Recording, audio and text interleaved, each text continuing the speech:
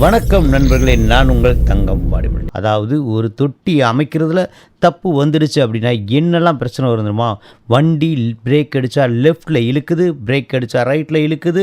அதே இது எம்டியில் போய் பிரேக் அடித்தா சரியாக இருக்குது. ஆனால் லோடு வச்சு பிரேக் அடித்தா மட்டும்தான் இங்கிட்டு இழுக்குது அங்கிட்டு இழுக்குது, அல்லது ஒரே பக்கம் சாஞ்சிக்கிட்டே போகுது, அல்லது அந்த ஸ்டேரிங் கிரிப் இல்லாமல் அப்படியே வாப்ளிங் ஆகிக்கிட்டே போகுது.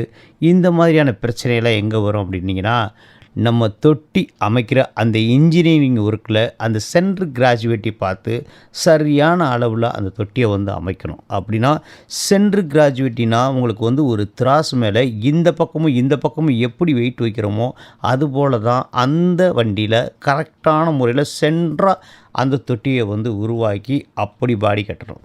அப்படி பாடி கட்டும் போது தான் அது வந்து சரியாக இருக்கும். அதாவது ஒரு பாடி பில்டிங் அப்படின்னும் போது பேஸை தெரிஞ்சுக்கங்க. ஒரு சதுரம் அப்படின்ற ஒரு அமைப்பை அமைக்கிறோன்னு வைங்களேன், பேஸ் மட்டும் இப்போ அமைக்கிறோம் அப்படின்னா ஃப்ரண்டில் உள்ள அளவும் பேக்கில் உள்ள அளவும் சரியாக இருக்கணும். அதே நேரத்தில் ஃப்ரண்டில் உள்ள நீளமும் லெஃப்ட் சைடு நீளமும் ரைட் சைடு நீளமும் சரியாக இருக்கணும். அதே இது இந்த லெஃப்ட்லேருந்து ரைட்லேருந்து லெஃப்டில் அந்த கிராஸ் அளவும் சரியாக இருக்கணும். அப்படி சரியாக இருக்கும் பட்சத்தில் தான் ஒரு ஒரு சதுர அமைப்பு இருக்குதுன்னு அர்த்தம். தப்பு எதில் வரும் தெரியுமா? ரெண்டு விஷயத்தில் தான் இந்த பாடி பில்டிங்கில் மிஸ்டேக் வரும். என்ன அந்த பாடி பில்டிங்கில் எந்த 2 விஷயத்தில் மிஸ்டேக் வருது அப்படின்னா, அந்த தொட்டி அமைக்கிறதுக்கான சரியான கால அவகாசங்கள் கொடுக்காமல் இருக்கிறது. அதாவது கஸ்டமர் சைடில் ஒரு தப்பு இருக்கும். அது என்னென்னா, அந்த 30 நாளில் டீவு 20 நாளில் பாடி கட்டிட்டு அங்கிட்டு ஒரு 10 நாள் ஓட்டிட்டோம்னா அப்புறம் ஒரு 10 ரூபா சேர்த்து போட்டு அந்த டீவை கட்டிடலாம் அப்படின்னு கற்பனை பண்ணி டைமிங்கை வந்து குறைக்கிறது. இதை அப்படியே சில பாடி பில்டர்கள் பயன்படுத்திக்கிட்டு, நீங்கள் டைமிங்கை குறைக்கிறீங்களா, உங்கள்கிட்ட எப்படியாவது பேசி எனத்தையாவது சொல்லி உங்கள்கிட்ட அந்த வண்டி எடுக்கிறது. கம்பெனியில் உங்களுக்கே தெரியாமல் உங்கள் நம்பரை வாங்கி நாங்கள் அந்த வண்டியை அப்படி பண்ணி கொடுத்துருவோம் இப்படி பண்ணி கொடுத்துருவோம்ட்டு. ஏன்னா அவங்களுடைய நோக்கம் பணம். அப்படி பண்ணும்போது அந்த அவசரமாக செய்யும்போது என்ன செய்வாங்க அப்படின்னா, சப்கான்ட்ராக்ட் விடுவாங்க. அந்த சப்கான்ட்ராக்ட் அந்த குறிப்பிட்ட காசுக்குள்ளே அந்த வேலையை முடிக்கணும் அப்படின்னும் போது அவங்க காலையில் வந்து சாயந்தரத்துக்குள்ளே ஒரு குறிப்பிட்ட வேலையை முடிக்கணும்னு நினைக்கும் போது தான் இந்த மாதிரியான அளவுகள் தப்புறதுக்கான வாய்ப்புகள் அதிகமாக இருக்குது. இப்படி அளவுகள் தப்பும்போது தான் இவங்களுக்கு இந்த லெஃப்ட்டில் இழுக்குது ரைட்டில் இழுக்குது அப்படின்றது.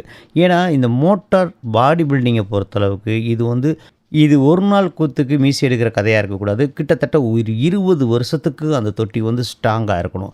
மெட்டீரியல் தரம் பார்த்து அந்த அளவுகள் சரி பார்த்து அந்த இன்ஜினியரிங் ஒர்க்கை அங்கே எரெக்ஷன் பண்ணும் போது தான் அது ஒரு அருமையான வண்டியாக இருக்கும். ஒரு வண்டியை ஒரு மனிதன் எடுக்கும் போது இந்த வண்டி தான் நம்மளை காப்பாற்ற போகிற அந்த குலதெய்வம்னு சொல்லி தன்னுடைய தகுதிக்கு மீறின தன்னுடைய சக்திக்கு மீறின ஒரு செயல் தான் இந்த மோட்டார் எடுக்கிறது. அப்படி மோட்டார் எடுக்கிறதுல அவசர காரணத்தை வச்சு அவர் சொன்னார் இவர் சொன்னார் குறுகிய காலத்தில் வண்டி கொடுத்துருவாங்க அப்படின்ற ஒரு ஆசை நோக்கத்தில் கூட என்ன செஞ்சிடக்கூடாது, அந்த கால அவகாசத்தை குறைச்சிடக்கூடாது. அதே போல் நீங்கள் ஒரு பாடி பில்டிங்கை வெரிஃபிகேஷன் நேரில் போய் பார்க்கணும். இந்த மாதிரி அவங்க தொட்டி அமைச்சிருக்கிறாங்களா, இந்த மாதிரி சேனல் போட்டிருக்கிறாங்களா, இந்த மாதிரி அளவுகள்லாம் சரியாக இருக்கா, இந்த மாதிரி இணைப்புகள்லாம் கரெக்டாக இருக்குதா அப்படின்னு நீங்கள் செக் பண்ணிவிட்டு தான் அந்த பாடி பில்டிங் வந்து நீங்கள் வந்து ஆர்டர் கொடுக்கணும். ஏதோ எடுத்தேன் கவிழ்த்தேன் அவர் சொன்னார் இவர் சொன்னார்னு சொல்லி நீங்கள் ஆர்டர் கொடுத்தீங்க அப்படின்னா பாதிக்க போகிறது முதலாவது கஸ்டமர், 2வது அந்த கம்பெனி. அதாவது ஒரு தரமான பொருளை அவர் செஞ்சு கொடுத்தாருனா அந்த கம்பெனி வந்து நீடித்த நாளைக்கு நல்லா இருக்கும். அதே போல் அந்த பொருளை வாங்கிட்டு போகிறவங்களும் அதை பயன்படுத்தும் போது அவங்களுடைய குடும்ப வாழ்வாதாரம் உயரும். இன்றைக்கெல்லாம் பார்த்தீங்கன்னா எல்லோரும் ஒரே ஒரு பொது கருத்து, எல்லா பாடி பில்டர்ஸும் ஒரே மாதிரி தான் பாடி கட்டுவாங்க அப்படின்னு.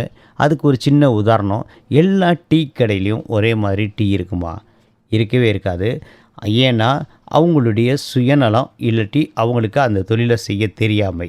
இதில் 2ல் 1 வந்து அவங்கள வந்து என்ன செஞ்சிடும், கீழே விடுக தட்டிடும். அதாவது சுயநலம்னா என்ன, இப்போ வேறு ஒன்றுமே இல்லை. ஒரு ஹோட்டலில் போய் நான் ஒரு அட்வைஸ் பண்ணேன். அதாவது ஒரு 2 கிலோ மாவு வந்து மிஞ்சிருச்சு, அது புளிச்சிருச்சு அப்படின்னா கீழே கொட்டினீங்க அப்படின்னீங்கன்னா உங்கள் ஹோட்டல் வந்து பெருசாகிடும் அப்படின்னே. அதுக்கு அந்த ஹோட்டல் ஓனர் என்ன சொன்னார், அப்படிலாம் கொட்டினா கடை திவால் ஆயிரும்னாரு. ஆனால் கடை திவால் தான் ஆச்சு. ஏன்னா ஒரு மனிதனுடைய வாய்க்குள்ளே போகும்போது கண்டிப்பாக அந்த புளிப்பு தட்டுப்படும். அப்படின்னும் போது திவால் ஆயிரும். எனக்கு மதுரையில் தெரிஞ்சு பெரிய பெரிய கடையெல்லாம் பார்த்தீங்க அப்படின்னா இப்படி தான் இருக்குது அந்த நிர்வாகம். அதாவது அன்னன்னைக்கு எண்ணெயை அன்னன்னைக்கு தான் யூஸ் பண்ணுவாங்க. மறுநாள் காலையில் அதை கீழே கொட்டுற கடையெல்லாம் இன்றைக்கி இருக்குது. மதுரையில் சபரி ஹோட்டல் இருக்குது. அவங்க வந்து ஒரு நாள் தான் அந்த எண்ணெயை யூஸ் பண்ணுவாங்க, மறுநாள் யூஸ் பண்ண மாட்டாங்க. அதனால தான் அவங்க நம்பர் 1 லிஸ்ட்டில் இருக்கிறாங்க. அதே போல் மதுரையில் பிடிஆர் அப்படின்னு ஒரு கடை இருக்குது. அந்த சின்ன ஓனர் என்ன செய்வாராம், யாராவது டீயை குடிச்சும் குடிக்காமல் வச்சுருந்தாங்கன்னு வைங்களேன், அதை எச்ச கிளாஸ்ன்னு கூட பார்க்காம எடுத்து செக் பண்ணிடுவாராம். ஏன் எதனால இந்த மனுஷன் வந்து இந்த டீயை குடிக்காமல் வச்சுட்டு போனார் அப்படின்னு செக் பண்ணி உடனே அந்த கடையை என்னென்னு கேட்டுருவாராம். மாஸ்டரை கூப்பிட்டு என்ன காரணம், பாலில் ஏன் புகை அடிக்குது அப்படின்னு வரான். அப்படி எனக்கு அந்த மாஸ்டரே சொல்லி நான் கேள்விப்பட்டிருக்கிறேன். அந்த மாதிரி நிர்வாகம் வந்து சரியாக இருக்கணும். அதாவது கொடுக்கக்கூடிய பொருள்கள் வந்து தரமாக கொடுக்கும்போது தான் அந்த வாங்கிட்டு போகிறவங்களும் நல்ல பயனடைவாங்க. நம்ம செய்கிறதும் சரியாக இருக்கும். அதுபோல் நம்ம ஒரு வண்டிக்கு தொட்டி போடுறோம்னா அதுக்கு வந்து ஒவ்வொரு பொருளையும் பார்த்து பார்த்து தான் நம்ம செய்யணும். இப்போ நான் இந்த சோசியல் மீடியாவில் வந்துட்டு இந்த தொட்டி போடுற சில விஷயங்களை காமிப்பேன். அதே இது சில மூல விஷயங்களை காட்ட மாட்டேன். அதாவது ஒரு உதாரணத்துக்கு நான் வெல்டிங் பண்ணுறதை காமிப்பேன். ஆனால் நான் வெல்டிங் பண்ணும்போது 2 வகையான வெல்டிங் ராடை வந்து யூஸ் பண்ணுவேன். அதாவது டாக்காவுக்கு ஒரு வெல்டிங் ராடு யூஸ் பண்ணுவேன். அதே போல் ரன் வெல்டிங் அடிக்கிறதுக்கு, அதாவது ஃபுல் வெல்டிங் அடிக்கிறதுக்கு இன்னொரு வெல்டிங் ராடை யூஸ் பண்ணுவேன். அது வந்து உங்களுக்கு தெரியாது. காரணம் என்னென்னா, அந்த ஃபுல் வெல்டிங் அடிக்கிறது வந்து பார்த்திங்கன்னா நயமான ராடு. அதில் இருக்கக்கூடிய கம்பி வந்து ஒரிஜினல் டாட்டா கம்பி. அந்த கம்பியில் உள்ள ராடை வச்சு நான் டாக்கா போட்டேன்னா பிசுனு மாதிரி ஒட்டிக்கிறோம். அது டாக்கா போடுறதுக்கு எனக்கு அச்சலாத்தியாக இருக்கும். அதனால் நான் மெகான்ற ஒரு ராடை வச்சு தான் டாக்கா போடுவேன். ஏன்னா அதுதான் டப்பு டப்புன்னு பொரிஞ்சு தள்ளிடும். அதனால் நம்மளுக்கு டாக்கா போடுறதுக்கு ஸ்மூத்தாக இருக்கும். அதுக்கப்புறம் பார்த்திங்கன்னா அந்த ஃபுல் வெல்டிங்க்கு இன்னொரு வகையான ராடை வந்து நான் யூஸ் பண்ணுவேன். இந்த மாதிரி ஏன் யூஸ் பண்ணுறேன் அப்படின்னா, நான் கற்றுக்கிட்ட தொழிலுங்க. நான் வந்துட்டு பெரிய பெரிய ஆட்கள், நான் எங்கள் அப்பாட்ட வேலை பார்த்தவங்களாம் அந்த வெற்றும்பு சுத்தியில் வச்சு வெட்டி பற்ற வச்சு மட்டரம் போட்டு ராவி அவளை கிளியராக அக்யூரேட்டாக வேலை பார்ப்பாங்க. அப்படி ஆளை பார்த்து வளர்ந்தவன். அதனால் எனக்கு வந்துட்டு தொழிலை இப்படித்தான் பண்ணணும் அப்படின்னு ஒரே பிடிவாதமாக இருக்கேன். அதனால் பாராட்டும் வாங்கியிருக்கேன். இப்போ ஒரு உதாரணத்துக்கு ஒரு டாட்டா ஏஸ் அப்படின்னா 10 பெட்டு வரும். வி பெட்டு வந்து 10 பெட்டு வரும். வி பெட் அப்படின்னா டிவிஎஸ் பெட், அதுக்கு பேர். டிவிஎஸ் கம்பெனி தான் இந்த பெட்டை வந்து அறிமுகப்படுத்தினாங்க. இந்த 10 பெட்டுமே பக்காவான ஒரு அலைன்மெண்ட்டில் இருக்கணும். அதாவது ஏதோ ஒன்று பண்ணணும் அப்படின்னு இருக்கக்கூடாது. ஏதோ ஒரு வண்டியை என்னத்தையோ சொல்லி கான்ட்ராக்ட் எடுத்துகிட்டு டக்கு முக்குன்னு போட்டு அடித்து குண்டக்க மண்டக்க வேலையை பார்த்து உங்கள்கிட்ட பணம் வாங்குறது நோக்கமாக இருக்கக்கூடாது. அதை சரியான இன்ஜினியரிங் முறையில் வந்து அதை செய்யணும். அப்படி செய்யும் பட்சத்தில் தான் அது செம்மையாக இருக்கும். இந்த வி பெட்டை வந்து கரெக்டான அளவு, ஒன்றோட ஒன்று கரெக்டாக அச்சில் வாத்தமாக இருக்கணும். அதே போல் ஃப்ரண்ட் அளவு, பேக் அளவு எல்லாமே மட்டம் போட்டு நூல் கட்டினீங்க அப்படின்னா பக்காவாக இருக்கணும். அப்படி இருக்கும் பட்சத்தில் தான் நீங்கள் ஏற்றுறது ஒரு 2 டன்னாக இருந்தாலும் அந்த நம்ம ரோடுகளில் வண்டி டம்முன்னு குதிக்கும் போது அந்த 2 டன்னு ஒரு சம்பட்டி அடி போல் மாறி 10 டன்னு ப்ரெஷர் வந்து அந்த இடத்துல கொடுக்கும். அப்படி 10 டன் ப்ரெஷர் கொடுக்கும்போது அதில் 10 பெட்டில் ஒரு பெட்டு மட்டும் ஒரு அரைக்கு அழிஞ்சு உயரம் கூட இருந்துச்சுன்னா என்ன ஆகும்னா, அந்த ஒரு பெட்டு மட்டும் குத்து விழுந்து அந்த சேஸை வந்து கெடுத்துடும். அதே போல் ஒரு பாடி பில்டிங் அமைக்கும் போது அந்த சேஸ், அந்த கீழே இருக்கக்கூடிய அந்த ஒரிஜினல் கிரடர் இருக்குல்ல, அந்த சேஸில் வெல்டிங் அடிக்கவோ அல்லது ட்ரில்லிங் பண்ணவோ இந்த மாதிரி ஒரிஜினலை சேதப்படுத்தவோ கூடவே கூடாது.